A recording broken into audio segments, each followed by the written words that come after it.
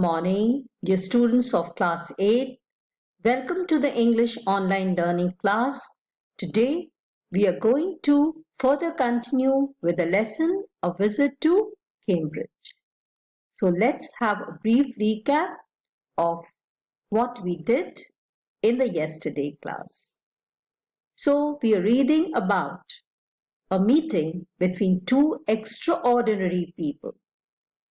Both of them were disabled, differently abled as we now say. One, the great scientist who is no more living, Stephen Hawking, who suffered from a form of paralysis which confined him to a wheelchair, and he could only speak by punching buttons on a computer which spoke for him in a machine-like voice. The other person is Firdaus Kanga, a writer generalist who lives and works in Mumbai. Born with brittle bones, very weak bones, that tended to break easily when he was a child. And like Hawking, Kanga also moved around in a wheelchair. Now, Cambridge, as told by Firdaus Kanga, he considered it as his metaphor for England. Now, it was a very strange experience for him when he came to know that Stephen Hawking also lived there. And when he was on a walking tour through Cambridge, the guide mentioned him about Stephen Hawking, calling him a poor man who is disabled. But he's a worthy successor to Isaac Newton. Now, suddenly, Firdaus remembered about this great person, astrophysicist, completely paralyzed, but the author of a book, A Brief History of Time, which was the biggest bestseller. Now, when the walking tour was done, he rushed immediately to the phone booth. And he was very excited because he wanted to seek an appointment with Stephen Hawking. Now, the assistant on the line said, when he told him that he was from India and he had come in a wheelchair, and he was writing about his travels in Britain. And he also said he wanted to meet Professor Hawking. And he said even 10 minutes would do. But he was given an appointment for half an hour from 3:30 to 4. So here we stop and let's continue now. And suddenly I felt weak all over. Growing up disabled, you get fed up with people and asking you to be brave, as if you have courage account on which you are too lazy to draw a check. The only thing that makes you stronger is seeing somebody like you. So he was going to meet Stephen Hawking, who was like him and who has achieved something very big in life. Then you know how much is possible and you reach out further than you ever thought you could. So meeting such a personality is a source of great inspiration. I haven't been brave, said his disembodied computer voice in the next afternoon. I have no choice.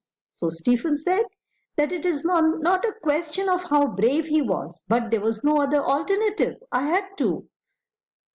Surely, I wanted to say living creatively with reality of his disintegrating body was a choice, but I kept quiet because I felt guilty every time I spoke to him, forcing him to respond.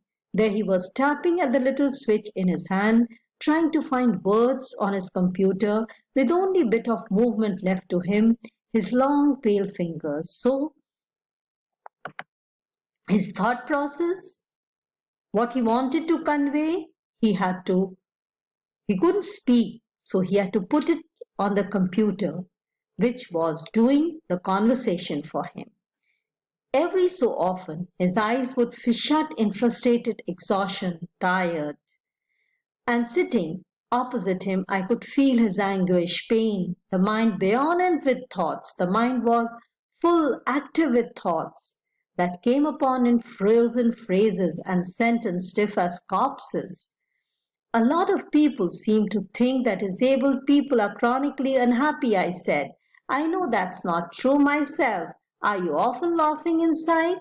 So Firdaus asked his next question. He said that people think that disabled people, they are very unhappy.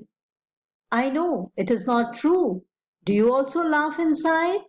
About 3 minutes later, he responded, because it was difficult for him to put his thoughts, and then the computer would speak for him. Then he would just click the buttons. I find amusing when people patronize me.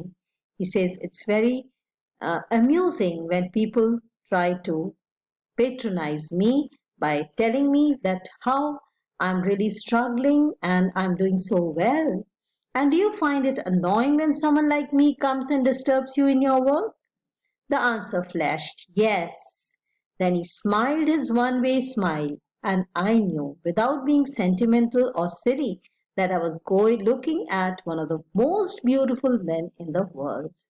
So he said yes, he finds it disturbing, uh, annoying when someone like Firdaus disturbs him in his work. He very frankly said yes. And he smiled. His smile Firdaus considered to be one of the most beautiful smiles of a beautiful person in the world, honest person. A first glimpse of him is shocking because he's like a still photograph. So when you look at him, it seems to you as if you are looking at a photograph.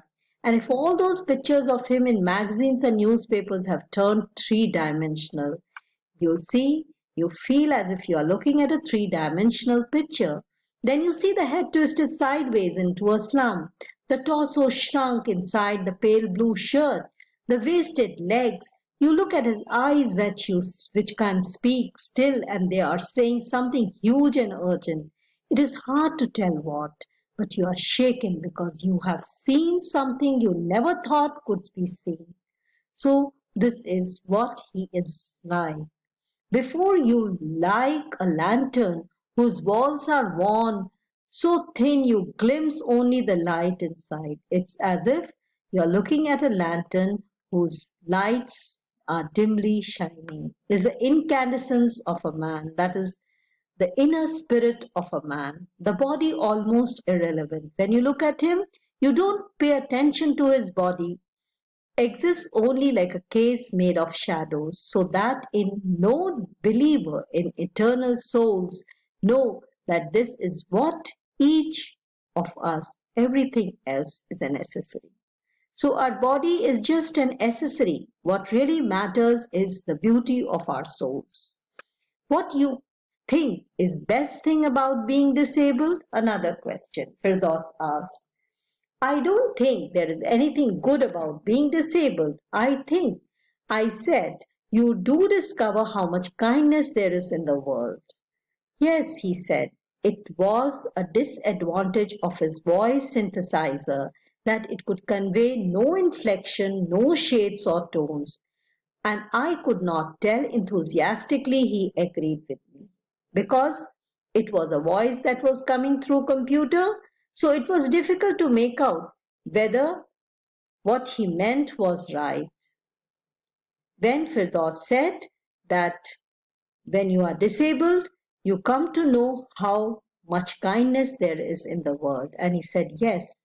Every time I shifted in my chair or turned my wrist to watch at the time, I wanted to make every one of our 30 minutes count. I felt a huge relief and exhilaration in the possibilities of my body. How little it mattered then that I would never walk or even stand. So Firdaus was wanting to utilize those 30 minutes, and he did not want to waste even a single second. I told him how he had been an inspiration beyond Klitsch for me and surely for others. And did that thought help him? No, he said, and I thought how foolish I was to ask. When your body is claustrophobic room and the walls are going narrower by day, it doesn't matter. Do much good to know that there are people outside smiling with admiration to see you breathing still. So he did not agree, probably the reason being that his body inside was suffocating, and it hardly mattered to him that people outside really are acknowledging his work because it was a struggle for him to live. Is there any advice you can give to the disabled people? Something that might help make life better? They should concentrate on what they are good at. I think things like the Disabled Olympics are a waste of time. So, this was an important piece of advice which Stephen Hawking gave through Firdaus to all the disabled. That, or to everyone, we can say that whatever you are good at, try to concentrate on that. And he felt that organizing disabled games, Olympics for the disabled, is a waste of time. So we'll stop here. We'll continue further in the next class. In the meantime, you watch the video, write down the main points in your notebooks. Thank you. Have a